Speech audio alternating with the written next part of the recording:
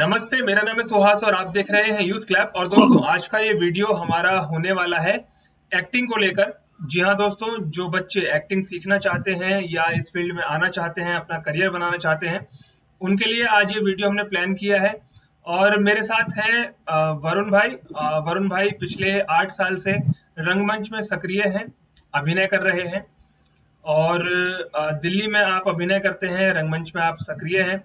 और आपसे बातचीत आज होगी एक्टिंग को लेकर कि किस तरह से जो बच्चे हैं वो अपना करियर बना सकते हैं, एक्टिंग फील्ड में आ सकते हैं। और क्योंकि कई बार वरुण भाई होता है अक्सर ऐसा कि आफ्टर 10+2 बच्चे सोच रहे होते हैं, या फिर आफ्टर ग्रेजुएशन बच्चे सोच रहे होते हैं कि उनको अपना करियर बनाना है एक्टिंग में, और कई बार ना गाइडेंस नहीं मिल पाती है बच्चों को। तो दोस्तों, ज्यादा वक्त न लेते हुए सीधा हम वरुण जी से बात करेंगे। तो वरुण जी, सबसे पहले तो आपका एक छोटा सा इंट्रोडक्शन हमारी ऑडियंस के लिए। तो सबसे पहले आपकी ऑडियंस को मेरा प्रणाम, हर हर महादेव। ओके, सो मेरा नाम वरुण है और मैं बिलोंग करता हूँ प्रतापगढ़ जिले से। प्रतापगढ़ ये पड़ता है आपके प्रयागराज के पास, इलाहाबाद के पास, राइट। तो वहां से मैं बिलोंग करता हूँ, बट मेरा कभी रहना नहीं हुआ वहां पे। और उसके बाद फिर बिकॉज जो मेरे पापा हैं वो गवर्नमेंट सेक्टर में रहे, तो उनका हमेशा ट्रांसफर होता रहा। तो मतलब कई बार मतलब ऐसा रहा लाइफ मेरी कि एक जगह रहना नहीं हुआ, अलग अलग जगह पे रहता रहा मैं। और अलग अलग जगह से नई नई चीजें सीखने को मतलब मुझे मिली। तो ये मेरे लिए बड़ा अच्छा रहा, बड़ी कल्चरली और मतलब रीजनली मेरे को बहुत ग्रो करने को मिला अंदर से, इंटरनली। और उसके बाद फिर क्या हुआ कि मेरा जो एक्टिंग की जो जर्नी स्टार्ट हुई वो 2013 से, उससे पहले मेरा ग्रेजुएशन कंप्लीट हो गया था। तो उसके बाद जब 2013 से मेरी एक्टिंग स्टार्ट हुई, तो ये था कि मैंने स्टार्ट किया form the camera acting. Camera acting का मुझे मतलब मैंने पहले से प्लान कर रखा था कि मुझे कैसे कैसे कैसे जाना है। मेरा प्रॉपर प्लानिंग यही थी कि मैं कैमरा से स्टार्ट करूंगा, कैमरा एक्टिंग की थोड़ा सा मैं थोड़ी सी क्लासेस लूंगा, ताकि मुझे बेसिक्स पता चला कि कैमरा के साथ वर्कआउट कैसे करते हैं, कैमरे का फील कैसा होता है, कैमरे के सामने आते कैसे, क्या होता है, ABCD। हालांकि वो 6 महीने बहुत नहीं होते, but matter of chance I was so lucky कि मुझे 6 महीने में जितने भी मेरे जो टीचर्स थे वो NSD के ही एल्यूमिनाइज थे, नेशनल स्कूल ऑफ ड्रामा के ही टीचर्स थे, जिन्होंने हमें वहाँ पे 15-15 डेज की क्लासेस दी थी। और वो काफी मतलब बहुत ही ज्यादा फ्रूटफुल रहा। मतलब जो नींव रखी गई 6 महीने के अंदर कैमरा एक्टिंग के साथ, वो जो टीचर्स ने जो नींव डाली हमारे अंदर, जो जो बीज थे उसको जो ग्रो किया, उसको जो उन्होंने जो न्यूट्रिशन दिया, तो वो बहुत अच्छा रहा शुरुआत के लिए। और उसके बाद फिर मेरा प्लान यही था कि इसके बाद फिर मैं थिएटर में परसू करूंगा, क्योंकि मेरे टाइम में मैं काफी टाइम से रिसर्च पहले से ही कर रहा था कैमरा एक्टिंग घुसने से पहले ही। यानी from class 12th to till graduation I was just doing the research like what is the good way and why is the good way to go through the like camera acting first and then theater, right? तो मैं इसी research कर रहा था, तो और उसके according मुझे जो चीजें मिली वो बेटर यही मिला कि अगर मैं कैमरा एक्टिंग की स्किल्स थोड़ी सी समझ लेता हूँ, तो थिएटर में जब भी मैं एक्टिंग सीखता चला जाऊंगा, तो वहां पर कहीं ना कहीं मेरे एक बैक ऑफ द माइंड या एक जो से बोलते हैं थर्ड आई ऑफ ह्यूमन, तो उसमें ना एक कैमरे का जो बैकग्राउंड है वो चलता जाएगा। जब भी मैं एक्ट करूंगा, जब भी कुछ नया सीखूंगा, तो कैमरे के थर्ड पॉइंट ऑफ व्यू से मतलब मेरे दिमाग में एक चीज वो चलती चली जाएगी, प्रोग्राम की तरह चलती चली जाएगी। तो ये चीज मेरे लिए एज इट इज काम की, जैसा कि मैंने प्लान किया था। Better chance I was lucky in that also, ये काम कर गया। तो हुआ क्या कि जब 2013 के बाद 2014 जनवरी से मतलब मैंने स्टार्ट कर दिया था थिएटर। और जो मेरा पहला शो था वो हानुष था, भीष्म शाहनी जी का। तो हानुष से मेरी शुरुआत हुई थी। और आज के टाइम में भी ये है कि अभी मेरे थिएटर प्लेस वगैरह होते रहते हैं, पर अभी काफी कम हो गए, क्योंकि जो मेरा जो अप्रोच है वो अभी कैमरा पे ज्यादा हो गया है। क्योंकि थिएटर में मुझे कभी बहुत ज्यादा उसमें स्कोप नहीं बना था, कैरियर नहीं बनाना था। But I have to use the theatre to finishing my skills, to just give the more skills, to create like more capability for doing the acting, to just get a deep down into that thing. That's it. So ये मेरी journey रही मोटी मोटी। इसके पीछे बहुत सारी चीजें रही कि जैसे जब जो सारे दोस्त थे वो कैमरा एक्टिंग के जो थिएटर जो थे, वही सारे मेरे थिएटर में भी रहे। इवन थिएटर में कई लोगों से मुलाकात वगैरह हुई। तो मतलब सबने मुलाकात मतलब चीजें ऐसी रही कि मेरा जो अप्रोच था लोगों के प्रति ये था कि लर्निंग वाला था। और जो भी कुछ मैं लर्न कर रहा हूँ वो शेयरिंग वाला, क्योंकि अगर आप लर्निंग मोड में रहते हो, शेयरिंग मोड में रहते हो, तो आपको एक बेटर वे मिलता चला जाता है। वहां पर अगर आप इंट्रोवर्ट हैं तो ट्राई करिए कि लर्निंग मोड में जब आप हैं तो आप एक्सट्रोवर्ट रहिए, या मतलब ओपन रहिए। ऐसा ना हो कि कोई सामने वाला सिखा रहा है और आप इंट्रोवर्ट होकर के चुप होकर बैठे। अगर आपको कुछ क्वेश्चन आ रहा है तो you have to ask them immediately. मतलब वहां पे आपको शर्माना नहीं है, आपको अपना इंट्रोवर्ट नेचर वहां पे आड़े नहीं आने देना चाहिए, क्योंकि अगर ये करेंगे तो फिर आप सीख नहीं पाएंगे। क्योंकि अगर आपको एक्सप्रेस करने वाली कुछ एक्सप्रेस करना यानी कि अंदर से बाहर निकालना है, क्योंकि एक्टिंग जो स्किल है या जो ये पूरा कैरियर है, इसके अंदर यही कि आपको अंदर से चीजें एक्सप्रेस करनी है। तो अगर आप उसी चीज को सीखने में ही अगर आप इंट्रोवर्ट रहेंगे तो दिक्कत आ जाएगी वहां पे। बेसिक बेसिक मतलब मेरी ये जर्नी रही और मेरी कहीं ना कहीं लर्निंग रही। बाकी मैं थोड़ा सा स्पिरिचुअली इंक्लाइंड भी हूँ, तो मेरा थोड़ा सा कहीं ना पैरेलली एक स्पिरिचुअली वे ऑफ थिंकिंग भी चलता रहा, एक्टिंग को भी लेकर के, जो कि मतलब काफी डेवलप होता चला गया, इवॉल्व होता चला गया टाइम टू टाइम। और उस पर मैं काफी कुछ लिख चुका हूँ और अभी लिखना जारी है। होप सो इन फ्यूचर में भी अगर मुझे लगा कि वो काफी कुछ बढ़िया है और कुछ शेयर करने लायक होगा, तो मैं डेफिनेटली उसे ट्राई करूंगा कि लोगों से शेयर कर सकूँ, बाय पब्लिशिंग और बाय एनी अदर मेथड और भी। अच्छा। नहीं नहीं, बिल्कुल बिल्कुल वरुण भाई।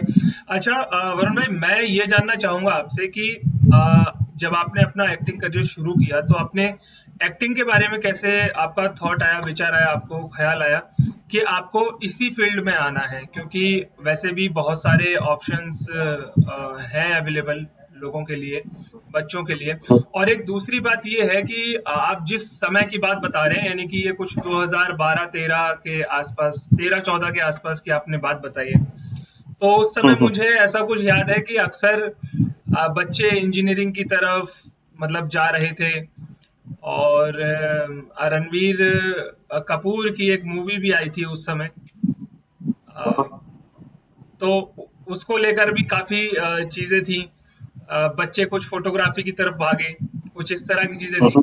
तो खैर मैं शॉर्ट करूंगा कि ये आपको ख्याल कैसे आया कि आपको एक्टिंग फील्ड में आना है या एक्टिंग करना है? बचपन से आपने ये सोचा हुआ था या फिर एक एक्चुअली किसी क्या हुआ था मैं बताता हूँ, बड़ा ही मतलब एक बहुत छोटा सा किस्सा है। मतलब शुरुआत क्या हुई, मेरा ध्यान कब गया, जैसे जैसे आपने बोला कि इंजीनियर होते हैं, डॉक्टर होते हैं, और भी सेक्टर्स में लोग घर वाले होते हैं, तो लोगों का जो रुझान होता है डायरेक्टली उसी तरफ इंक्लाइंड होता है।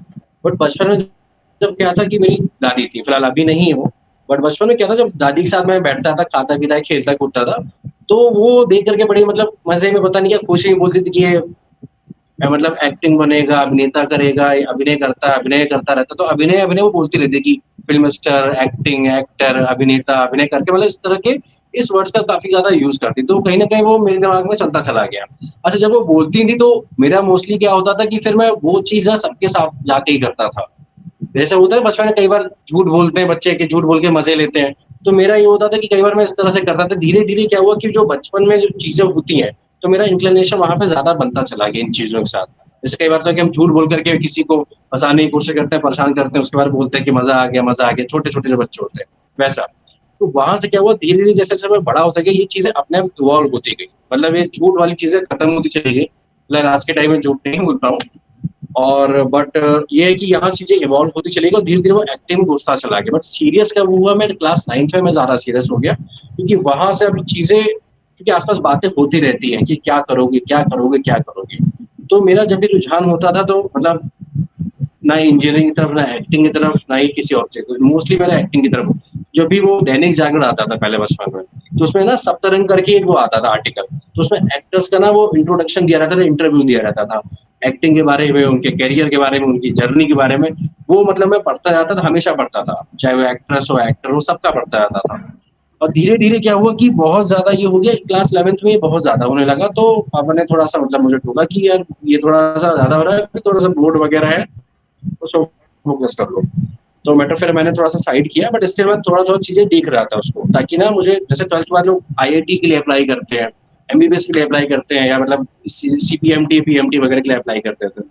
तो मैं इस चीज के लिए देखा कि मुझे कैसे अप्लाई करना है, क्या करना है, क्या रास्ता बनेगा। तो मैं पेपर में देखता था कि कभी किसी फिल्म इंस्टीट्यूट का, कभी एनएसडी का, कभी एफटीआई का, कभी किसी का, वो मतलब उसमें आता रहता था, क्या बोलते हैं, ऐड आता था उसमें जी पेपर में। जी अगर आप देखेंगे दैनिक जागरण पुराना वाला उठा करके, आज तो मैं नहीं देखते हो, पहले अगर उठा के देखेंगे तो उसमें ऐड आते थे, राइट, स्कूलों के भी आते हैं, कॉलेज के भी आते हैं, अभी भी आते हैं एड्स वगैरह। तो उसमें मैं देखता था और मैं कटिंग काट के रखता था, और एक फाइल फोल्डर था रेड कलर का, उसमें मैं रखता रहता था। अभी भी शायद घर पे कहीं पड़ा होगा बक्से वगैरह में, तो वो सारे मैं निकालता था। तो इवन रामोजी फिल्म सिटी का भी मतलब आता था, तो वो मैं रामोजी से मतलब गूगल इस्तेमाल करना मैंने शुरू कर दिया था उस वक्त, कि यार मतलब देखना पड़ेगा गूगल पे जाकर, कि इस पर इन्फॉर्मेशन पेपर में उतनी मिलती नहीं थी, जी क्योंकि वेबसाइट दी रहती थी, तो बाकी कहाँ से मिले, तो ऊपर जाते थे, साइबर कैफे जाते थे। साइबर कैफे में जाकर के वहां से देखते थे, निकालते थे, चीजों को पेस्ट करते थे वर्ड में, फिर वहां से कॉपी करके प्रिंट आउट करके लिख करके आते थे और अटैच करके रख लेते थे फोल्डर में। देखते आते, बीच में देखते आते थे कौन सा क्या, मतलब की रिसर्च वगैरह चल रही थी घर पे बैठे बैठे ऑनलाइन, कि क्या कर सकते हैं, कौन सा बेस्ट है, कौन सा मेरे बजट के अंदर, बाकी सारी चीज़ों बजट के अंदर और कितनी क्वालिटी तक मैं जा सकता हूँ, बजट के अंदर कितनी ज़्यादा क्वालिटी तक मैं पहुँच सकता हूँ। तो ये चीज़ें चल रही थी।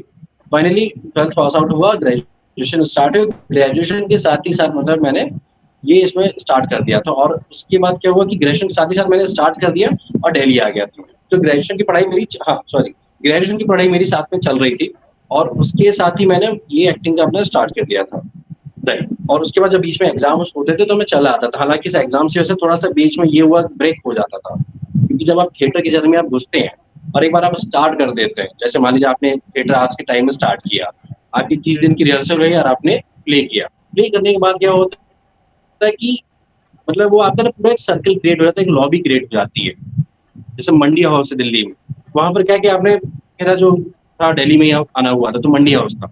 तो मंडी हाउस में क्या होता है कि आपका प्ले खत्म हुआ और आपका एक लॉबी बन चुकी है। अब क्या हुआ, आप वापस चले गए एग्जाम देने। अब एग्जाम देने में अगर 1-2 महीने लग गए तो क्या हुआ, आप उस सर्कल से एकदम कट आउट हो गए।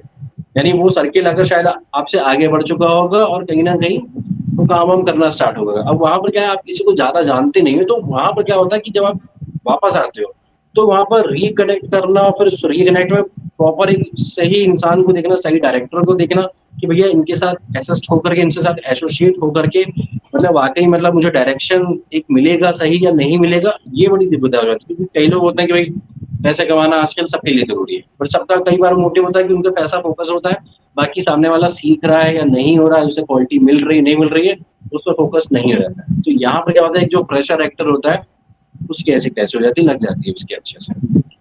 यहाँ पर ये दिक्कत आ रही, तो मुझे भी वो थोड़ी सी दिक्कत हुई थी, बट मेट्रो चांस भगवान की भी कुछ कृपा थी कि मैं कुछ टाइम लगा, काफी मतलब 7-8 महीने लग गए, पर रिकनेक्ट हो गया। बट एक बार रिकनेक्ट हुआ तो फिर उसके बाद फिर चीजें मतलब मैंने कनेक्ट करके रखी, फिर मैंने ब्रेक नहीं होने दी। अगर वापस आना भी पड़ा तो ब्रेक नहीं होने दी। तो ये चीज है।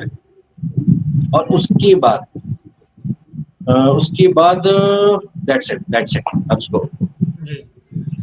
तो वरुण भाई, आप बता रहे हैं कि आपने किस तरह से अपनी जर्नी को शुरू किया, और फिर बीच बीच में किस तरह की ऐसी चीजें होती थी मेंटली, या फिर परिस्थितियां कभी कभी ऐसी बन जाती थी जिसमें अपने आप को रिकनेक्ट करना और लगातार अपने आप को बनाए रखना, कंसिस्टेंसी को बनाए रखना बहुत जरूरी होता है। जी। अच्छा वरुण जी, मैं एक और सवाल आपसे पूछना चाहूंगा कि जी। आपके लिए एक्टिंग क्या है, आपके लिए अभिनय का क्या मतलब है? अभिनय का बड़ा बेसिक सा रहता है कि एक्ट करना। जैसे मैं अभी आप मुझसे बात कर रहे हैं और मैं आपके सवालों का जवाब दे रहा हूँ, तो ये हो गया एक्ट करना। लेकिन जब हम एक्टिंग कैरियर के अंदर आ जाते हैं तो फिर being an actor, being professional actor, हमारे सामने एक कैरेक्टर होता है। उस कैरेक्टर को हम पढ़ते हैं, उस कैरेक्टर को हम एक्ट करते हैं। अब वो उसमें हम अपनी बहुत सारी चीजों को यूटिलाइज करते हैं।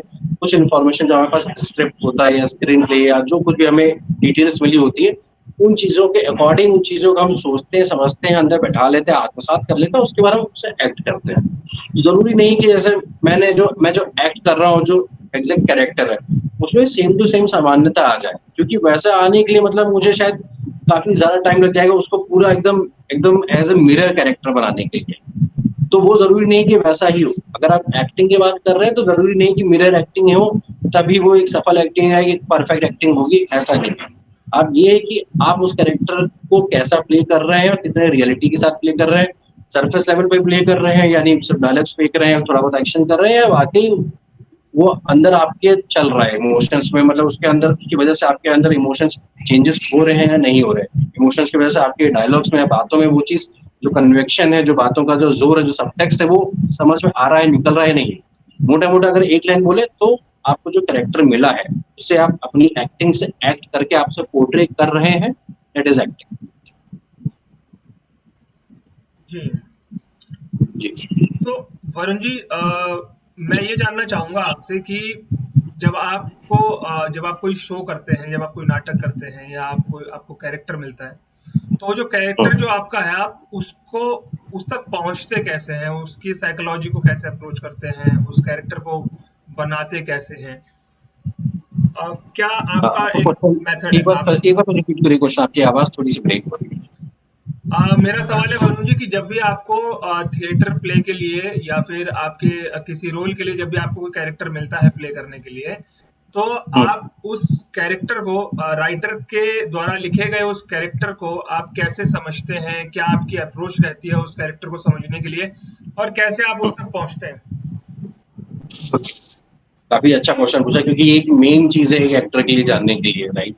तो उसका ये है कि जब हमें कोई भी स्क्रिप्ट मिलती है तो बेसिकली पहले तो हम उसे रीडिंग कर लेते हैं, बेसिक रीडिंग करते हैं बिना उसमें को एज्यूम किए हुए कि डायलॉग्स क्या क्या है और कहानी क्या है, मतलब उसको ऊपरी तौर पर पढ़ते हैं। ऐसे कोई भी नॉर्मल रीडर होता है उसको कोई किसी भी कहानी या स्क्रिप्ट को पढ़ता है, उसे हम वैसे ही पढ़ते हैं, एज ए ऑडियंस पढ़ते हैं, समझ लीजिए। उसके बाद फिर हमको जब डिसाइड कर ले, मतलब कई बार तो ऐसा हो जाता है कि रीडिंग ही होती है शुरुआत में 10-15 दिन तक, या 10 दिन तक, 8-9 दिन तक, या एक हफ्ते तक। उसके बाद क्या होता है कि या तो हम पे छोड़ा जाता है या फिर डायरेक्टर डिसाइड करते हैं हमारी रीडिंग के अकॉर्डिंग, कैरेक्टर के अकॉर्डिंग, लुक के अकॉर्डिंग, पर्सनालिटी के अकॉर्डिंग कि इससे मुझे कौन सा कैरेक्टर कराना है। या तो हम डिसाइड कर सकते हैं या डायरेक्टर डिसाइड करना, डायरेक्टर डिसाइड कर सकता है, दोनों होता है। तो मान लीजिए अगर डायरेक्टर ने मुझे बोल दिया कि भाई तुम्हें ये कैरेक्टर मैं दे रहा हूँ, तुम्हें यही प्ले करना है, तो मैं उस पर कैरेक्टर पर ज्यादा फोकस हो जाऊंगा और उसके साथ जो बाकी जो कैरेक्टर्स है उसमें मैं फिर घुस जाऊंगा कि भाई मेरे डायलॉग्स क्या है, उनका सबटेक्स्ट क्या है, फिर मेरे आसपास जो कैरेक्टर्स यानी कि को एक्टर्स बनेंगे उनके कैरेक्टर्स में क्या, उनकी कैरेक्टराइजेशन क्या है, उनका मेरे साथ रिलेशन क्या है, इंटरनल रिलेशन क्या, एक्सटर्नल। मतलब एक होता है कि जैसे मैं आपसे बात कर रहा हूँ तो अभी क्या है कि मैं आपसे बात तो कर रहा हूँ, ये ऊपरी रिलेशन हो गया। एक हो गया इंटरनल कि मैं आपसे बात कर रहा हूँ लेकिन मेरे अंदर आपको लेकर के इमोशन क्या है, क्या चीज है, क्या चीजें नहीं है, उन चीजों पर मुझे ध्यान देना पड़ेगा, क्योंकि तभी वो रिलेशन की गहराई समझ में आएगी कि दो कैरेक्टर्स के बीच में, जितने भी कैरेक्टर्स उनके बीच में रिलेशन क्या है, गहराई क्या है, इमोशन क्या है। कि वहां तक पहुंचना ज्यादा जरूरी है, क्योंकि वहां तक नहीं पहुंचेंगे, सोचेंगे नहीं, तो फिर आप उसे सोच भी नहीं पाएंगे, समझ भी नहीं पाएंगे और वो आपके अंदर चलेगा भी नहीं। और उसकी वजह से क्या होगा, फिर आप उसे पोर्ट्रे भी नहीं कर पाएंगे, आप कुछ भी पोर्ट्रे कर देंगे उठा करके, तो वो फिर थोड़ा सा मतलब गलत हो जाता है एक्टिंग के साथ या आपके चीजों के साथ, स्किल्स के साथ और बाकी को एक्टर्स के साथ। मतलब इसको सिंपल सा बोलेंगे, आपने डिसरिस्पेक्ट कर दी सभी चीजों की, अपनी भी, अपने स्किल्स की भी, जो भी आप सीख रहे हैं, और सभी की, आपके को एक्टर्स, आपके डायरेक्टर, आपका जो स्टेज है, आपका जो रिहर्सल प्लेटफॉर्म है, सब कुछ। तो ये जरूरी होता है स्टार्टिंग। तो यहाँ से हम शुरुआत करते हैं कि कैरेक्टर की मेकिंग करते हैं, कैरेक्टर डिटेल क्या है, कैरेक्टर स्केच क्या है, ये सारी चीजें करते हैं। और फिर देखते हैं कि कौन सा चीज हमें, कौन सा इमोशन है, कौन से इमोशन हमें फ्लैट रखना है या नहीं रखना है, या एकदम साइलेंट रखना है, या एकदम पूरा फोर्थ वॉल में चले जाना। फोर्थ वॉल मतलब वो एकदम, जिसे बोलते हैं ना कि एकदम फिलोसफिकल होकर चले जाना, मतलब उसमें आप शून्य स्थिति में रहते हैं, मतलब आप जा रहे होते हैं जैसे सूत्रधार होता है, शून्य स्थिति में चले जाते हैं। तो वो सारी चीजें हमें देखनी पड़ती है उसमें कि कैसा क्या है। तो बेसिक बेसिक यही है कि आपको कैरेक्टर देखना है, कैरेक्टर स्केच, ये सारी चीजें, और बाकी जो मैंने इमोशंस वगैरह के बारे में बताया, रिलेशनशिप के बारे में बताया, वो सारी चीजें आपको देखनी पड़ती है। इवन कैरेक्टर के अकॉर्डिंग वॉइस मॉड्यूलेशन कैसा रहेगा, भाई बूढ़ा है कि बच्चा है कि जवान है, या कैसा है, क्या है, लड़का है कि लड़की है कि किन्नर है या क्या है एग्जैक्टली, वो आपको देखना पड़ेगा सारी चीजें। मतलब जो जो चीजें उसमें आप देख सकते हैं ज्यादा से ज्यादा वो देखिए। और भी कुछ उसके बाद ये होता है, जब आपने अपना होमवर्क कर लिया तब फिर आप डायरेक्टर के पास जाइए कि भाई डायरेक्टर साहब आप मुझे बताइए कि आप इसमें से क्या चाहते हैं, क्योंकि एक जो कैरेक्टर होता है उसके कई सारे शेड होते हैं, राइट। जैसे मान लीजिए मेरे 5 दोस्त हैं, अब एक के साथ मेरा अलग कुछ रहेगा, मतलब मान लीजिए सेम डायलॉग्स है, बट क्या होगा कि मैं बिहाइंड ऑफ द स्टोरी एक के साथ कुछ अलग रिलेशन जाएगा, एक के साथ कुछ अलग, कुछ ना कुछ डिफरेंस जाएगा। तो डायरेक्टर क्यों डायरेक्ट करना होता है, तो वो कहीं ना कहीं डायरेक्शन का डायरेक्टर काम होता है कि वो निर्देशन करता है, डायरेक्शन देता है चीजों को कि एक दिशा से लेकर के एक दिशा में लेकर के जाना होता है। तो वो एग्जैक्ट बताते हैं कि भाई आपको इस कैरेक्टर को इस दिशा में लेकर के जाना है, कितना ऊपर, कितना नीचे, कितना दाएं, कितना बाएं। तो वो फिर आपको बताते हैं, फिर आप उसमें से हम चीजों की चटनी कर देते हैं कि हाँ मुझे इतना काट देना है, इतना चिपकाना है, इतना पोर्ट्रे करना है, इतना नहीं करना है, इतना इंटेंसिटी रखनी है, इतनी नहीं रखनी, सारी चीज। तो ये सारे डिस्कशन आपको डायरेक्टर से करना होता है। जब डायरेक्टर से चीजें हो जाती हैं फिर उसके बाद अब आते हैं अपने को एक्टर्स के साथ, क्योंकि को एक्टर्स भी यही सारा काम करते हैं। तो जब को एक्टर्स सब आ जाते हैं डायरेक्टर से सारी चीजें होमवर्क करने के बाद, जैसा कि मैंने डिस्कस किया, तो जी। उसके बाद फिर ये सारी चीजें होती है कि अब को एक्टर्स एक दूसरे में वो रिलेशनशिप स्टेब्लिश करते हैं। बट रिलेशनशिप स्टेब्लिश करने से पहले बेस्ट होता है कि आप जो स्क्रिप्ट है वो उसको मुंह जुबानी याद कर लीजिए। मुंह जुबानी मतलब अगर आप सो भी रहे हैं और आपको अपना डायलॉग, मतलब पीछे को एक्टर का डायलॉग सुनाई दे गया और आपका अगर क्यू है वो, तो आप सोते हुए भी वो डायरेक्ट डायलॉग बोल दे, बिना सोचे समझे आपके मुंह से निकलना चाहिए। तो उसके लिए भी मतलब डायरेक्टर होते हैं, एक्टर्स होते हैं, को एक्टर्स होता है, सीनियर को एक्टर्स है, तो एक्सरसाइजेस रहती है, अगर आप उनसे पूछेंगे तो डेफिनेटली वो आपको बताएंगे, सिखाएंगे, ये चीजें रहती हैं। बिल्कुल जी। दोस्तों, कैरेक्टर और कैरेक्टराइजेशन को लेकर हम बहुत सारी बातें अपने इस चैनल पर अभी आने वाले वीडियोस में करेंगे वरुण जी के साथ। आ, लेकिन इससे अलग एक और मेरा सवाल है आपसे, कि वरुण जी देखिए, एक तो सिनेमा का मतलब सिनेमा के लिए एक एक्टिंग हो गई, एक थिएटर एक्टिंग हो गई, दोनों में हम्म, कितना अंतर है और किस तरह से आप इसे देखते हैं? क्योंकि थिएटर की अगर आप बात करेंगे तो वो एक सीधी सी बात है, वो एक क्राफ्ट है, उसको आप सीखते हैं, बहुत लंबा समय लगता है, अभिनय आप वहीं सीखते हैं। हम्म, फिल्म स्कूल जिस तरह से अभी स्टार्ट हो रहे हैं, अभी मतलब चल रहे हैं, तो वहाँ का और वहाँ दोनों के एक्टिंग में क्या डिफरेंस है, और दूसरा दोनों कितना जरूरी है एक एक नए एक्टर के लिए, दोनों विद्याओं को समझना, दोनों मेथड्स को समझना। जी बिल्कुल बिल्कुल, बड़ा अच्छा क्वेश्चन किया, और उसकी शुरुआत मैं करूंगा अपनी ही एक्सपीरियंस से। जैसे मैंने आपको शुरुआत में बताया था कि मैंने कैमरा एक्टिंग पहले सीखी थी, क्योंकि मैंने थोड़ी बहुत कुछ रिसर्च कर रखी थी। वो रिसर्च यही थी कि कई बार एक्टर्स क्या होता है कि वो थिएटर स्टार्ट करते हैं, और इतना ज्यादा वो थिएटर करते हैं, 5 साल 6 साल 7 साल या जितने भी, कि जब वो मुंबई जाते हैं, कहीं पर भी कैमरा एक्टिंग के सामने, अगर उन्हें कैमरे के सामने एक्टिंग करनी होती है, तो जी उनकी जो बॉडी है, उनका जो स्पीच है, उनका जो वॉइस का जो पूरा थ्रो है, वो पूरा थिएटर वाला रहता है। तो वहां पर क्या बहुत ज्यादा लाउड हो जाता है। होता क्या है कि कैमरा क्या होता है, काफी बड़ा ही फोकस होता है आपके ऊपर, उसकी जो वॉइस है, ऑडियो जो उसका जो रहता है रिकॉर्डर, और वॉइस जो कैमरा है, काफी ज्यादा फोकस रहता है आपके ऊपर। तो वहां पर ना मतलब बड़ा ही वो शार्पली आपको नोटिस करता है, जैसे वो ऐसे ही नोटिस करता है जैसे सामने बैठा एक आदमी बात कर रहा है। राइट। अच्छा, थिएटर में क्या होता है कि बहुत ज्यादा मतलब एक वास्ट पूरा ऑडिटोरियम होता है, और ऑडियंस काफी दूर बैठी रहती है, और काफी पीछे तक रहती है ऑडियंस। राइट। तो वहां पर क्या होता है कि एक्टर जब रहता है यहाँ स्टेज पर, तो अगर वो बहुत कैमरा एक्टिंग की तरह करेगा ना, जैसे हम बातचीत करते हैं आमने सामने, तो ना आवाज जाएगी, ना वो समझ में आएगा, ना बॉडी लैंग्वेज समझ में आएगी। तो थिएटर में दिक्कत ये हो जाती है कि दिक्कत नहीं होती, थिएटर का जो प्रोग्राम है वो यही है कि जब एक्टर स्टेज पर रहता है, तो उसको अपनी बॉडी लैंग्वेज होती है वो भी थोड़ी सी लाउड करनी होती है, उसकी मूवमेंट भी बड़ी काफी ज्यादा लाउड होती है। नॉर्मली जैसे हम टहलते हुए चले जाते हैं, ठीक है, जब थिएटर में टहलते हैं तो थोड़ा सा बॉडी को ओपन करके, और थोड़ा सा उसके मतलब एक एक ज्योमेट्री रहती है कि ऑडियंस की तरफ आपकी बॉडी ओपन होनी चाहिए। मान लीजिए जैसे मैं ऐसे करके बात कर रहा हूँ, ठीक है, अब मैं ऐसे करके नहीं बात कर सकता, अगर मुझे बात करनी है तो मैं शायद बॉडी मुझे को ऐसे ऑडियंस की तरफ खोल के रखनी होगी, राइट। लेकिन कैमरा होगा तो मैं अगर ऐसे हूँ तो ऐसे करके बात कर सकता हूँ, दिक्कत नहीं होगी। अगर ऐसे हो तो ऐसे करके बात कर सकता हूँ, ये ऐसे कवर कर लेंगे। बट थिएटर में थोड़ा सा उसे बोलते हैं कि आपने ब्लॉक कर दिया, क्योंकि जब क्या होता है कि आप ऐसे करके बात करेंगे, आपकी सारी आवाज किधर जाएगी इस डायरेक्शन में, आपका जो बॉडी का जो पूरा एक्सप्रेशन है वो उधर जा रहा है, बॉडी लैंग्वेज, तो इधर आपकी ऑडियंस नहीं है, आपकी ऑडियंस है इधर। ठीक है, तो अब आपको हमेशा बॉडी इधर खोल के रखनी होगी, वॉइस भी ज्यादा से ज्यादा आपको इस डायरेक्शन में देनी होगी बजाय इस डायरेक्शन के। अगर आपका कैरेक्टर सामने इधर खड़ा है, तो आपको एक बीच का एंगल चेक करना पड़ेगा। फॉर एग्जाम्पल लाइक अगर मान लीजिए 90 डिग्री पर आपका ऑडियंस इधर है, और 90 डिग्री पर आपका आपका कैरेक्टर है, तो आपको 45 डिग्री का ऐसा बना करके लेना होगा कि आपके कैरेक्टर के पास भी एक्सप्रेशन और पूरे जो आपके जो कैरेक्टर के जो इंटेंशन है और जो वॉइस है वो अच्छे से पहुंचे, प्लस जो ऑडियंस है वो भी ये सारी चीजें ग्रैप्स कर ले, क्योंकि हम जो एक्टिंग कर रहे हैं वहां पर ऑडियंस के लिए ही मेजरली कर रहे हैं, कि ऑडियंस तक पहुंचना बहुत जरूरी है।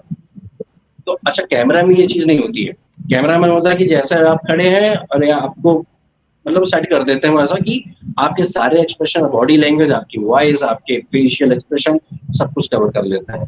तो ये जो डिफरेंस आ जाता है, तो इसलिए मैंने चूज किया था कि पहले मैं कैमरा देख लूं, समझ लूं, क्योंकि मैंने बहुत से एक्टर्स के, बड़े बड़े एक्टर्स के रिव्यूज पढ़ रखे थे, क्रिटिक्स के भी रिव्यूज पढ़ रखे थे उसमें, मतलब पेपर में और साइट्स पर भी। तो ये चीज मेरे माइंड में बैठी हुई थी, इस वजह से मैंने एक छोटा कोर्स किया ताकि चीज समझ में आ जाए और ये दिक्कत ना करे मुझे कैमरा एक्टिंग के सामने। मतलब ऐसा ना कि मैं सीख लूँ, इतना ज्यादा हो जाऊं, लेकिन अब जब वहां पर आऊं तो मुझे अंडरस्टैंडिंग ही ना रह जाए। तो ये चीज बड़ी मतलब फायदेमंद रही कि जिस दिन मैंने स्विच किया उस दिन में मतलब दिक्कत नहीं हुई। मीन वाइल मुझे लकी रहा कि जर्नी के बीच में कई सारी शॉर्ट फिल्म्स वगैरह चीजें होती गई, तो कहीं ना कहीं छोटी मोटी एक्सरसाइज बनी रही। तो लोगों को करना चाहिए कि अगर वो कैमरा एक्टिंग, मान लो उन्होंने क्लोज क्लास नहीं कर पाया, कहीं से कोर्स नहीं कर पाया छोटा मोटा, तो उन्हें ट्राई करना चाहिए कि जो कैमरा एक्टर्स होते हैं, कैमरा डायरेक्टर्स होते हैं, उनके साथ थोड़ा सा अगर एसोसिएट होना चाहिए, थोड़ा बहुत ट्राई करना चाहिए उनके साथ शॉर्ट फिल्म वगैरह करने की कोशिश। तो क्या होगा, एक हल्की फुल्की एक्सरसाइज होती रहेगी ना, तो एक अंदाजा बना रहेगा। ये चीज है, तो ये थोड़ा सा डिफरेंस आ जाता है कैमरा एक्टिंग में और थिएटर एक्टिंग में, और फिर उसके साथ उसके एक्सप्रेशन में भी। और फिर मैटर ये भी करता है कि कैमरा एक्टिंग के जो भी प्रोजेक्ट बनते हैं वो आप वर्ल्ड वाइड लोगों तक पहुंचा सकते हैं, बट जो थिएटर के हैं उसमें आपकी जो ऑडियंस वर्ल्ड वाइड नहीं रहती, काफी एकदम फिक्स रहती है कि इतने ही लोग। तो एक कमर्शियली अगर मनी वाइज देखें तो ये भी थोड़ा सा डीमेरिट आ जाता है। इस वजह से थिएटर क्या होता है कि बहुत ज्यादा ग्रोइंग नहीं है, बट जो कैमरा प्रोजेक्ट्स आते हैं वो ज्यादा ग्रोइंग है, क्योंकि उनकी जो कस्टमर बेस जो रीचेबिलिटी है वो ज्यादा है। जी, बिल्कुल। तो ये बिल्कुल एनर्जी के बारे में आपने हमें बताया कि कैमरा के सामने जब एक्टिंग की जाएगी और जब थिएटर में एक्टिंग की जाएगी, वहाँ पर जो एक्टर है, उसको अलग-अलग लेवल का एनर्जी लेवल चाहिए होगा, अपने कैरेक्टर को परफ़ॉर्म करने के लिए, अपनी परफ़ॉर्मेंस को और अच्छा बनाने या लोगों तक पहुँचाने के लिए या दर्शकों तक पहुँचाने के लिए। जी, अच्छा वरुण जी, एक और मैं आपसे सवाल पूछना चाहूँगा। अक्सर मतलब सुनते हैं हम लोग कि ये एक्टर थे, नवाजुद्दीन सिद्दीकी थे या इरफान खान साहब थे या अनुपम खेर या बड़े-बड़े जितने भी बड़े एक्टर्स हैं, काफी स्ट्रगल लोगों ने किया, संघर्ष उन लोगों ने किया। कुछ लोगों को सफलताएं मिलती हैं, कुछ लोगों को सफलता नहीं मिलती है, गुमनाम हो जाते हैं वो। तो मैं आपसे जानना चाहूंगा, डार्क साइड क्या है इस फील्ड की और पॉजिटिव साइड क्या है इस फील्ड की, ये मैं इसमें आपका एक्सपीरियंस, आपका अनुभव जानना चाहूंगा।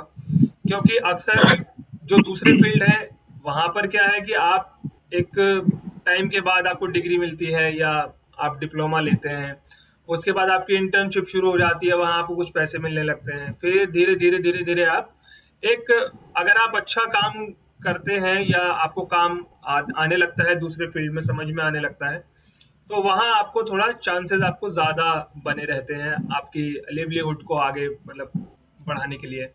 लेकिन एक्टिंग एक ऐसा फील्ड है जिसके बारे में यहाँ अनसर्टेनिटी बहुत है, अनिश्चितताएं बहुत ज्यादा एक कलाकार को फेस करनी पड़ती हैं। पीछे कोविड गया, कोविड-19 के टाइम पे भी बहुत सी खबरें इस तरह की आई थी। बहुत सारे एक्टर्स थे ऐसे जिनको कुछ और करना पड़ा, जिन्हें मूव करना पड़ा, क्योंकि there was no regular work for actors. So what do you think about this? क्या आप इसके बारे में सोचते हैं, और क्या आप जो नए बच्चे आ रहे हैं अपना करियर बनाने के लिए इस फील्ड में, उनके लिए आप क्या मैसेज या क्या आप उनसे कहना चाहेंगे? जो आपने बात बताई काफी बड़ी प्रॉब्लम है अपनी इस इंडस्ट्री की, एक्टिंग इंडस्ट्री की, फिल्म इंडस्ट्री की, कि इस तरह की सिचुएशन होती है, सबसे ज्यादा नेगेटिविटी ज्यादा आ जाती है, जस्ट बिकॉज कि इसमें सर्टेनिटी नहीं है जो आपने बात कही। तो बिल्कुल मानूंगा, बट होता क्या है कि जो नेगेटिविटी की बात करें तो हम देखते हैं कि जो नेगेटिविटी है वो सबसे ज्यादा हमारे अंदर की खुद की ही होती है, बाहर की ज्यादा नहीं होती है। तो दिक्कत शुरुआत में होती है कि जब आपके, जैसे आपने कुछ भी स्टार्ट किया, कोई भी आप एक्टिंग फील्ड में या किसी भी फील्ड में, तो होता क्या है कि जैसे आप एक्टिंग फील्ड, मान लीजिए एक्टिंग फील्ड ही लेके चलता है, बाकी किसी फील्ड की बात नहीं करेंगे। मान लीजिए आपने शुरुआत किया, ठीक है, अब आपके क्या था कि आपने एक्टिंग सीखी थिएटर से, कैमरास करके, कहीं से भी आपने किसी भी इंस्टीट्यूट वगैरह ऑर्गेनाइजेशन से आपने एक्टिंग सीख लिया, अब आप फील्ड में उतर गए, अब आपको काम करना है। अब होता क्या है कि वहां पे बड़ी अनिश्चितता होती है। एक तो क्या होता है कि अच्छा, ये इस वजह से भी होता है क्योंकि बहुत से लोगों से आप कांटेक्ट करते हैं, क्योंकि जब आप किसी फील्ड में उतरते हैं तो फील्ड में पहले से जो लोग एक्सपीरियंस कर रहे होते हैं, आप उनसे बात करना शुरू कर देते हैं। आप उनसे बात करना शुरू कर देते हैं, तो इस फील्ड में क्या है, दिक्कत नहीं है, बट क्या है कि स्ट्रगल है। तो लोग क्या करते हैं कि स्ट्रगल की बात ज्यादा करते हैं और नेगेटिविटी की बात ज्यादा करते हैं। तो उस नेगेटिविटी की जो बातें करना, स्ट्रगल करने की जो चीजें हैं बहुत ज्यादा, वो क्या करता है कि एक नए जो फ्रेश माइंड है, मतलब वो बिना एक्सपीरियंस के ही उसके माइंड में ये सारी बातें घुस गई। मतलब अभी उसने स्ट्रगल एक्सपीरियंस भी नहीं किया, फील्ड में भी एक्सपीरियंस भी नहीं किया, बट उसके माइंड में एक बातें अंदर घुस गई, क्या कि भाई बहुत ज्यादा स्ट्रगल है, बहुत दिक्कत है, बहुत सारी समस्या है, ये दिक्कत है, मतलब दिक्कतों की उसके पास लिस्ट पहले से ही बिना एक्सपीरियंस किए।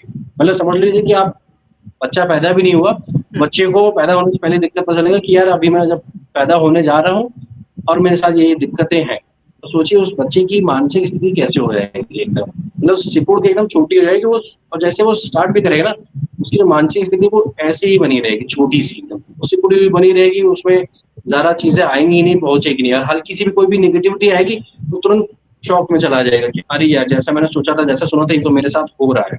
तो अब क्या हो रहा है कि आप पहले तो आप उस बात को सुन चुके हैं, अब आपके पास आई तो आप उसे बहुत ज्यादा पकड़ के बैठ गए कि यार ये तो मेरे साथ हो रहा है। तो क्या हो गया कि पहले तो सीड डाल दिया किसी ने, आपके अंदर बीज डाल दिया।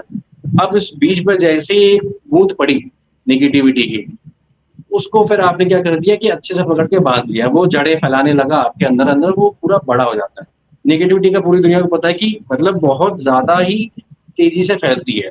अच्छाई है, पॉजिटिविटी बड़ी मुश्किल से आती है, अर्न करनी पड़ती है डेली बेसिस पे। एक दिन मतलब अगर 100 दिन की भी जो पॉजिटिविटी है, एक दिन को ऐसा हो जाएगा तो आदमी 100 दिन की पॉजिटिविटी भूल जाता है, सिर्फ उस एक नेगेटिव पॉइंट को भूल जाता है। लेकिन अगर वो पीछे देखे ना कि यार मैं 100 दिन जो मेरे रहे हैं, जो 100 सीढ़ियां में चढ़ के रहा है, और उससे कंपेयर कर ले, तो फिर वो नेगेटिविटी क्या होती है, थोड़ी सी न्यूट्रलाइज हो जाती है। बट इस तरह का माइंडसेट होना चाहिए, मतलब ऐसा माइंडसेट आपके घर का भी होना चाहिए, आपका भी होना चाहिए, और आसपास आपको चुनना चाहिए कि आपके आसपास का माइंडसेट कैसा हो, कैसे लोगों से बात कर रहा है। अगर आपसे कोई बात कर रहा है ना, मोस्टली नेगेटिविटी बात कर रहा है, तुरंत वहां से, मतलब जो भी फ्रेशर एक्टर है या इवन करंट कोई एक्टर, इवन एक्सपीरियंस एक्टर भी है, अगर वो फेस कर रहे हैं कि आसपास कोई बहुत ज्यादा नेगेटिव बात कर रहा है और आपको नेगेटिव चीजों का ज्ञान दे रहा है, तुरंत आप अपना सर्कल वहां चेंज कर दीजिए। क्योंकि वो जो बातें हैं वो आपको कहीं से भी, मतलब 90% या 95% लीजिए, आपको हेल्प आउट नहीं करेगी। 5% है तो वो आप एक्सपीरियंस करके, भगवान आपको जो भी चाहिए वो आपको भगवान जो है वो एक्सपीरियंस करा देंगे। अगर भगवान बिलीफ नहीं तो भी लाइफ पे बिलीफ है, तो लाइफ आपको एक्सपीरियंस करा देगी आपके लिए क्या जरूरी है, क्या नहीं जरूरी है। बट मोटा सबसे जरूरी है इसमें, जरूरी क्या है मोटी चीज, एक्शन लेना। बहुत सारे एक्टर्स मतलब मुंबई पहुंचते हैं, 6-7 महीने लगा देते हैं एक्शन लेने में, जस्ट बिकॉज कि तो उनका डर रहता है। अच्छा, वो जाते हैं तो उनके अंदर डर पहले से रहता है, तो वो क्या होता है कि वो अपना एक सर्किल बना के जाते हैं। अब सर्किल बना के जाते हैं तो सर्किल में कई तरह के लोग रहते हैं, कुछ नेगेटिव रहते हैं, मोस्टली इंसान नेगेटिव रहते हैं, हर किसी के अंदर नेगेटिविटी रहती है। तो जहाँ 5 लोग के अंदर नेगेटिविटी है और वो बैठ कर बात करेंगे, कॉमन चीजें ज्यादा बात करेंगे जो ज्यादा सुनने में आएगी, और नेगेटिविटी ज्यादा सुनने में आती है तो वो नेगेटिव होकर पूरी खिचड़ी पक जाती है, और 6-7 महीने ऐसे बनने के निकल जाते हैं।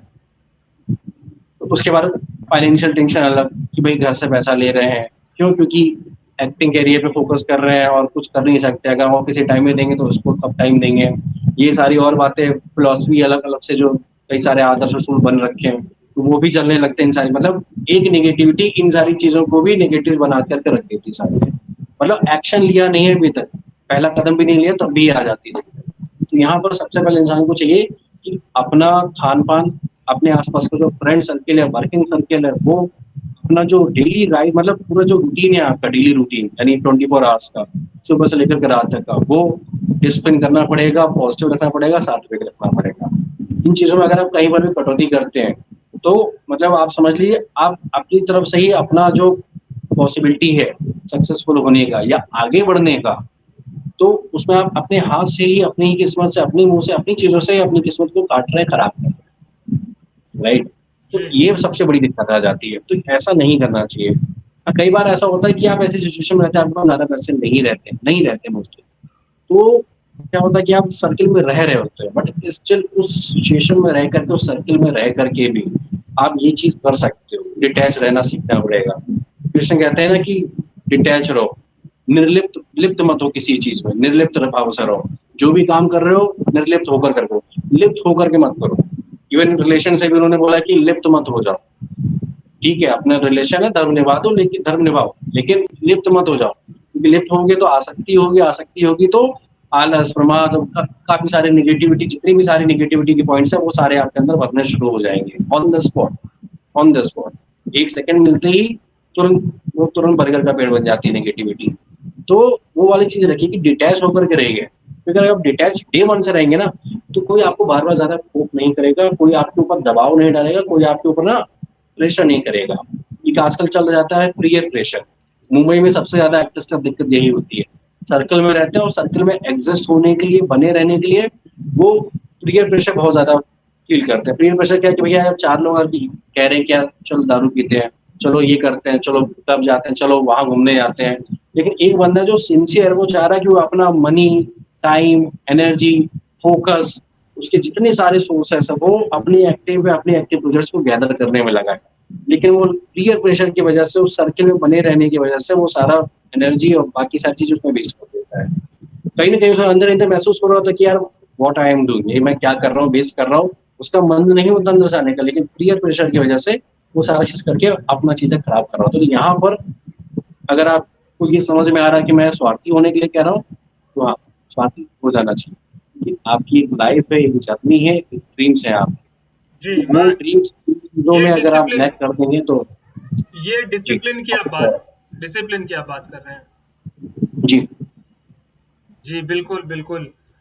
इसके अलावा वरुण जी, एक मैं आखिरी आपसे सवाल पूछना चाहूँगा कि अगर जी, किसी बच्चे को स्टार्ट करना है अपना एक्टिंग करियर, तो वो कैसे इसको जी, शुरू कर सकता है और कहाँ से वो इसको शुरू कर सकता है?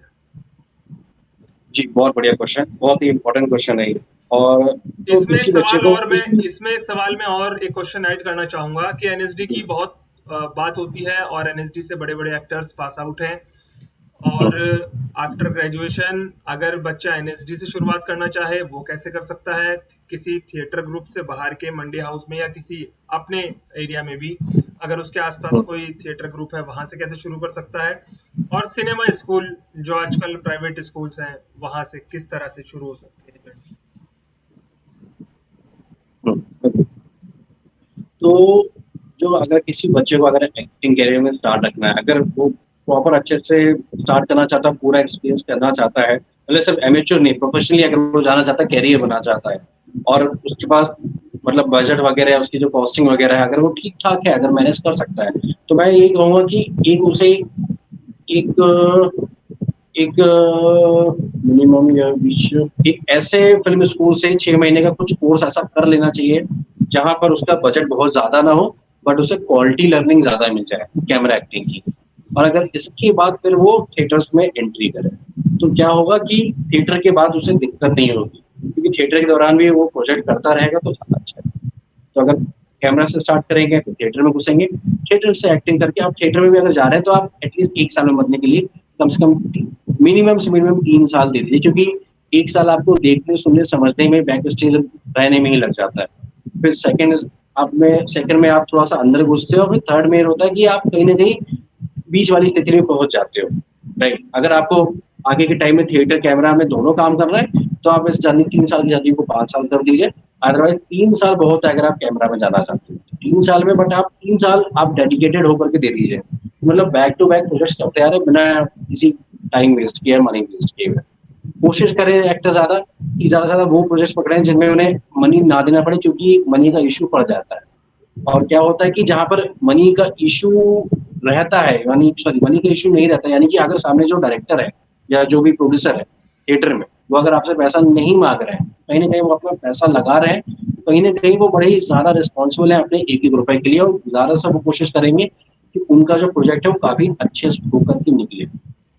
ये ज्यादा चीजें रहती है। कई बार कुछ अच्छे डायरेक्टर्स भी हैं जो मतलब पैसा लेते हैं और वो अच्छे प्रोजेक्ट्स होते हैं, उनके पास भी आप सीख सकते हैं। अगर आपके पास पैसे हैं तो डेफिनेटली आप ट्राई करें कि आप उनके साथ भी जाकर के सीखिए, और ट्राई करें कि एक ही डायरेक्टर के साथ ना जाए, अलग अलग डायरेक्टर के साथ प्रोजेक्ट्स करें, ताकि आपको अलग अलग वे ऑफ डूइंग एक्टिंग या वे ऑफ मेथड, मतलब आपको अलग अलग जब आप एक्सपीरियंस करेंगे चीजों अलग अलग डायरेक्शन एक्सपीरियंस करेंगे, तो आपके अंदर जो एक्टिंग का जो रिवोल्यूशन है, आपके अंदर का जो एक्टर है वो इवॉल्व कर पाएगा, ग्रो कर पाएगा। क्योंकि आगे चल करके ऐसा ही होने वाला है, अलग अलग प्रोजेक्ट्स आएंगे, अलग अलग जेनर के होंगे, अलग अलग कैटेगरीज होंगे, तो उसमें कैसा क्या होगा ये आपको समझना पड़ेगा। तो कभी जेनर फिक्स मत करिए, क्योंकि अगर आप लर्निंग मोड में अगर आप जेनर कैटेगरी फिक्स करेंगे कि मुझे डार्क करना है, मुझे कॉमेडी करना है, तो जब आपकी लर्निंग रुक जाएगी। तो लर्निंग मोड में कभी भी ऐसा ना करें कि आप चीजों को फिक्स करो। एक काफी सफल हो जाने के बाद अपनी लाइफ में वहां पर जाकर आप फिक्स करें कि नहीं, I have to be into this, I have to be into this. तो वो क्या होता है कि आपके जो फिल्म्स वगैरह जो प्रोजेक्ट्स वगैरह आते हैं वो उनसे पता चल जाता है कि भाई आपका जोनर किस कैटेगरी में, फिर डायरेक्टर्स में आपको उसी अकॉर्डिंग उठाते हैं। आपको भी समझ में आ जाता है, ऑडियंस को भी पता चल जाता है, और डायरेक्टर को पता चल जाता है कि आपको ऑडियंस किस उसमें देखना चाहते हैं। फिलहाल ये आगे की बातें होगी। तो अभी आप 3 साल का बेटर है, मतलब मिनिमम से कम 3 साल का रखिए, उसके बाद फिर आप आगे बढ़ना। अब हाँ, जो भी थिएटर वगैरह जैसा आपने पूछा कि एनएसडी की बात कही आप, राइट, तो एनएसडी में क्या है कि अगर आप जा रहे हैं तो उससे पहले आपका थिएटर एक्सपीरियंस मतलब उसमें मांगा जाता है, होना चाहिए आपका कि मतलब आपके पास एटलीस्ट 3 प्लेस आपने कर रखे हो, 5 डायरेक्टर्स के आपके पास रेफरेंस हो, 5 डायरेक्टर आपको रेफरेंस कर रहे हैं। वो डायरेक्टर मतलब मान लीजिए साउंड एंड डिजाइन में भी हो सकते हैं, साउंड डिजाइन एंड डायरेक्शन में भी हो सकते हैं। डायरेक्टर वो ट्राई करिए कि डायरेक्टर्स के हो आपके पास रेफरेंस, तो ज्यादा रहेगा। तो और ये मांगा जाता है, प्लस फिर आपकी जो फोकलोर है, यानी कि जो आपकी जो जैसे नौटंकी है उत्तर प्रदेश की फोकलोर है, राइट। तो जो फोक आर्ट है आपके यहाँ की, जो आपकी लोकल है, उसके ऊपर तैयारी करना जरूरी है, यानी कि थ्योरी प्लस प्रैक्टिकल। थ्योरी और प्रैक्टिकल होना बहुत ज्यादा जरूरी है एनएसडी के लिए।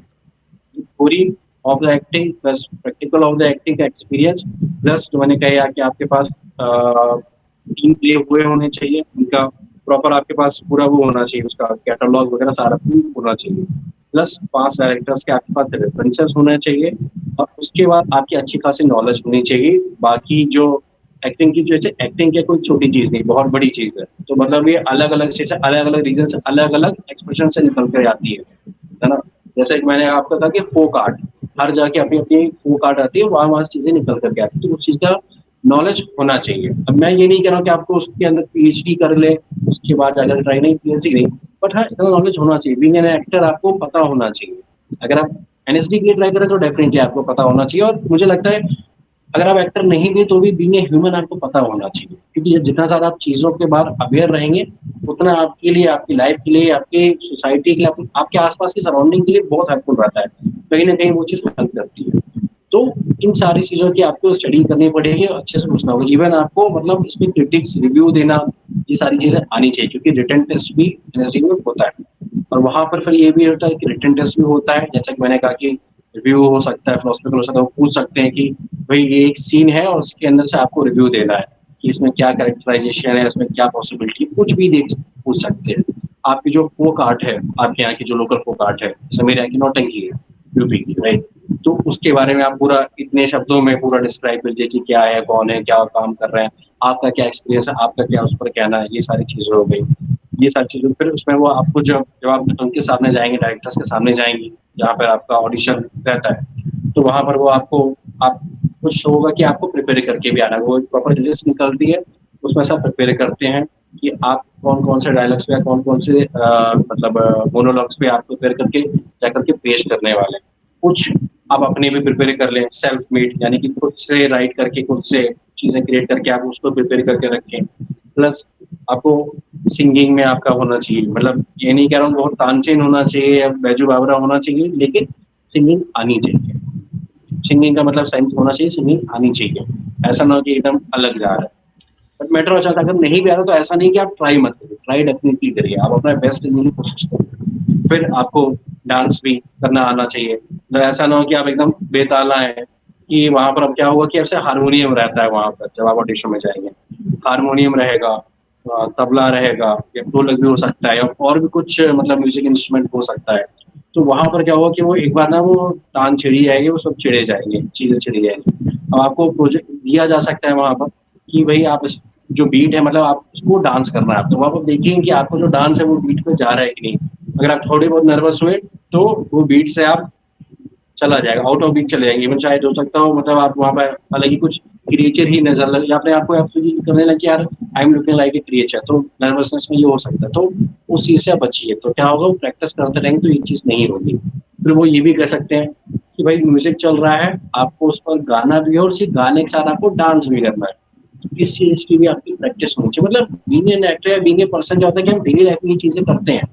जब हम एक्टिंग की बात करते हैं तो वहां पर क्या होता है कि हमारे जो सारे दिमाग के जो टेंटिकल्स होते हैं वो एकदम ऐसे खड़े हो जाते हैं ऐसे करके। तो क्या होता है कि वहां पर नर्वसनेस ज्यादा होती है, सारी चीजें ऐसा लगता है जो हम डेली लाइफ में करते हैं वही नहीं हो पाती है। ऐसा हो जाता है लोगों के साथ। मतलब लोग अगर आप बात करेंगे वहां पर जो लाइन रखे होंगे, तो आप उनसे बात करेंगे शायद वो मतलब 2 बार ट्राई किया, 3 बार ट्राई, मतलब लोग ट्राई करते रहते हैं, जितने भी उनके पास पॉसिबिलिटी होती है ट्राई करते रहते हैं, और अपनी जो उनकी जो स्किल्स होती है उसको फिनिशिंग करते रहते हैं। फिर कई बार क्या होता है कि जब आप वहां पर जाते हैं तो अब आप क्या हो रहा है कि आप एनएसडी है, नेशनल स्कूल ऑफ ड्रामा है, वहां पर क्या करें कि आप सीखने जा रहे हैं। तो इस चीज का आपको ध्यान देना पड़ेगा कि आप सीखने जा रहे हैं। तो ऐसा ना हो कि आपको बहुत सी चीजें आती हो, बट बहुत सी चीजें ऐसे भी होंगी कि आपको नहीं आती है, बट अब आप एटीट्यूड वहां लेके गए भाई साहब की, आप मुझसे जो भी पूछ लीजिए मैं ऑन द स्पॉट करके दिखा दूंगा, मतलब I am master, I am perfect. Perfect, I am mister perfect, I am mister perfectionist. तो अब क्या हो जाए कि भाई जब आप ये दिखा रहे हो कि आप परफेक्ट हो, आपको सब कुछ आता है, तो फिर बात आती है कि आपको सीखने की जरूरत क्या है। अब ऐसा नहीं कि सामने जो डायरेक्टर्स बैठे हैं, टीचर्स बैठे हुए हैं, आपको जज करने के जज बैठे हुए हैं, वो उनका ईगो आपने हट कर दिया, नहीं। वो ये देख रहे हैं कि आप, अगर आप इस एटीट्यूड से आ रहे हो तो आप कितने ओपन हो लर्न करने के लिए। एक एक्टर जो होता है अगर लर्निंग फेज में है तो हमेशा लर्निंग मोड में होता है, मतलब वहां पर कोई कंपटीशन वाली बात नहीं आती है। अगर आप जा रहे हो तो वहां पर ऑडिशन देने जा रहे हो, जज आपको जज करेंगे कि आप कितने कैपेबल हो, कितने नहीं कैपेबल हो। कंपटीशन देने नहीं जा रहे हो वहां पर कि आप 100% दे देना है और आपको ताबड़तोड़ उसमें छलांगे मार देंगे, क्योंकि उसके चक्कर में क्या होगा कि आपको जो कुछ नहीं भी आता होगा तो आप प्रूव कर देंगे कि यार आप तो अंदर से पूरे नॉलेजेबल और भरे पड़े नॉलेज से, तो आपके अंदर नॉलेज लेने की जगह नहीं है। तो जज का काम ही होता है कि जज करना, अच्छे से जज करना, वो बजा के हर तरह से जज कर लेंगे वो अच्छे से। तो समझ जाएंगे आपसे कि आपके अंदर स्पेस है, आपको नॉलेज दी जाए तो आपके अंदर स्पेस है वो नॉलेज लेने की या नहीं है। इस बात का खास ध्यान रखना पड़ेगा आपको कि अगर आपकी लर्निंग अच्छी हुई है, आप एक अच्छे फेज से गुजरे, आपने ज़्यादा टाइम दिया थिएटर में, और अगर आपने उसका ईगो एटीट्यूड पाल रखा है तो वो चीज़ उसमें फिर वहां पर दिख जाएगा और आप दिखा भी देंगे। आप जी उसको कंपटीशन पे ले लेंगे। आप मान लीजिए आपने 3 बार ट्राई कर चुका, आपका 3 बार नहीं हुआ, आप चौथी बार गए, तो आप क्या करेंगे, आप ज्यादा से ज्यादा देने की कोशिश करेंगे एकदम कंपटीशन की तरफ। नहीं यार, I have to beat this, I have to beat this.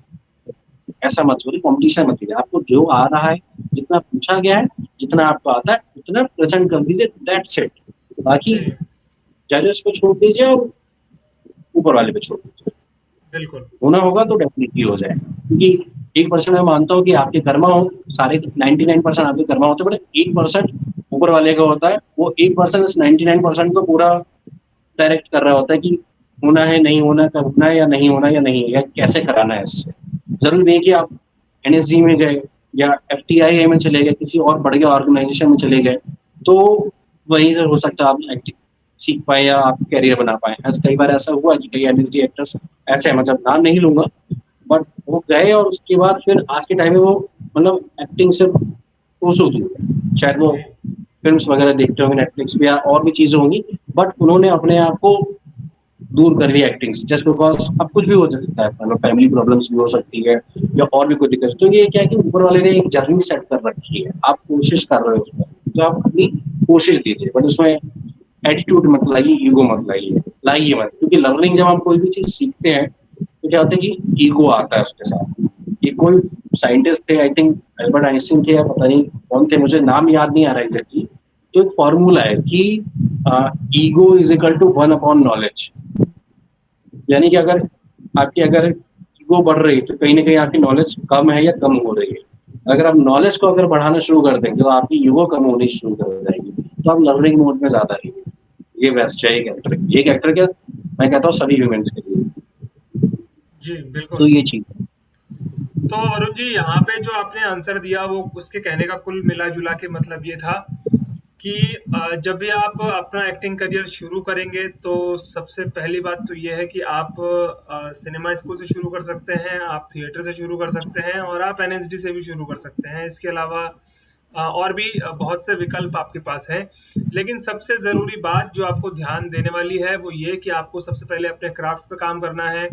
आपको काम करना है, उस काम को सीखना है, क्योंकि एक्टिंग एक क्राफ्ट है और जितना आप ध्यान से सीखेंगे, जितना डिसिप्लिन के साथ सीखेंगे, उतना ही बेहतर है। इसके अलावा अगर आप किसी प्राइवेट इंस्टीट्यूट में एडमिशन लेना चाहते हैं तो वही सीधी सीधी सी बात है, आप डायरेक्ट ले सकते हैं। लेकिन अगर आप थिएटर और एनएसडी वाला रास्ता चुनना चाहते हैं तो उसके लिए वरुण जी ने बताया अभी कि पहले आपको कुछ प्लेस आपने किए होने चाहिए, आप थोड़ा बहुत काम आपको आना चाहिए।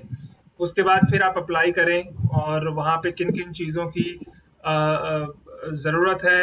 आप डांस आपको थोड़ा बहुत आना चाहिए, आपको हल्का फुल्का सिंगिंग का सेंस होना चाहिए और ये कुछ छोटी छोटी चीज़ें हैं। थोड़ा लिटरेचर का आपको नॉलेज होना चाहिए।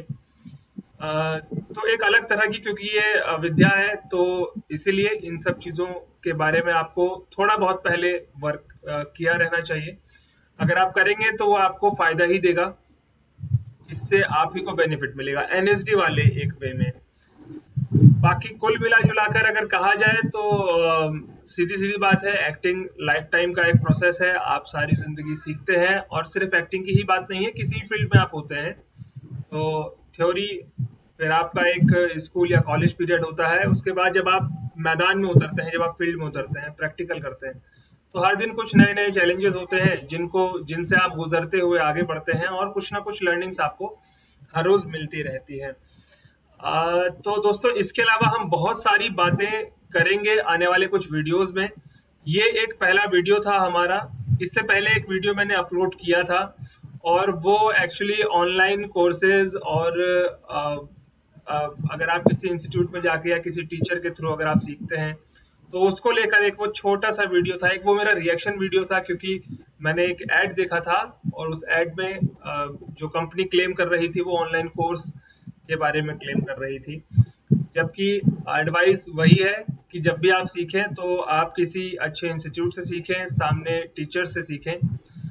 इसके अलावा ऑनलाइन कोर्सेज के बारे में भी हम डेप्थ डिस्कशन करेंगे, लेकिन आज का हमारा ये एक वीडियो था जिसमें हमने कुछ कुछ पॉइंट्स को थोड़ा थोड़ा छुआ है। बाकी अगर आप हमारा ये वीडियो देख रहे हैं, और अगर आप देखते हैं और आप इस फील्ड में आना चाहते हैं, एक्टिंग में अपना करियर बनाना चाहते हैं, तो कमेंट बॉक्स में जरूर अपनी राय हमें दें। इसके अलावा कुछ सवाल अगर आपके ऐसे हैं जो आप पूछना चाहते हैं, जिनके बारे में आप जानना चाहते हैं, तो डेफिनेटली आप हमें इसके बारे में लिख सकते हैं, बता सकते हैं। तो दोस्तों, वरुण जी, बहुत बहुत धन्यवाद आपका। और इसके अलावा मैं आपसे एक प्रॉमिस लेना चाहूंगा कि नेक्स्ट टाइम अभी हम जो भी वीडियो करेंगे उसके लिए आप डिस्कशन के लिए जरूर हमारे लिए अवेलेबल रहेंगे, दर्शकों के लिए रहेंगे, उन बच्चों के लिए जो इस वीडियो को देखेंगे या जो आना चाहते हैं इस फील्ड में। आगे और भी बहुत सारे सवाल हैं जिनका हमें बेसब्री से इंतजार है, जिनके बारे में हम पूछेंगे आपसे। समय की अपनी एक सीमा है। वरुण जी, बहुत बहुत धन्यवाद आपका। आपका भी बहुत बहुत धन्यवाद कि आपने मुझे आज इनवाइट किया इस वीडियो कॉल पे, और उसके बाद हमारी बड़ी एक इम्पोर्टेंट जो चीज़ है हमारी इंडस्ट्री की, उस पर कुछ बातें हो पाई। आई होप शायद किसी अगर एक व्यक्ति या शायद कितने भी व्यक्ति की अगर मदद हो सके तो काफ़ी थैंकफुल रहूँगा मैं आपके लिए भी और भगवान के लिए कि मुझे ये मौका मिला कि मैं शायद मेरे एक आध शब्द भी अगर मदद कर सकें किसी की लाइफ में, काफ़ी अच्छा रहेगा। That's it. इसलिए आपका बहुत बहुत आभारी हूँ, और इसके लिए बहुत बहुत धन्यवाद। जी, आपका भी बहुत बहुत धन्यवाद वरुण जी। तो दोस्तों, आप मूवी रिव्यूज देखते रहिए, फैक्ट्स के वीडियोस हम बना रहे हैं आजकल, वो भी देखते रहिए।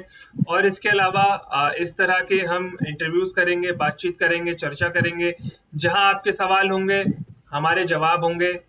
कोशिश करते रहेंगे सिनेमा को, रंगमंच को, कला को और उसमें कंट्रीब्यूट करने के लिए। तो मैं मिलूंगा आपसे अगली एक और वीडियो में। तब तक के लिए नमस्ते। मेरा नाम है सुहास और आप देख रहे थे यूथ क्लैप। Thank you.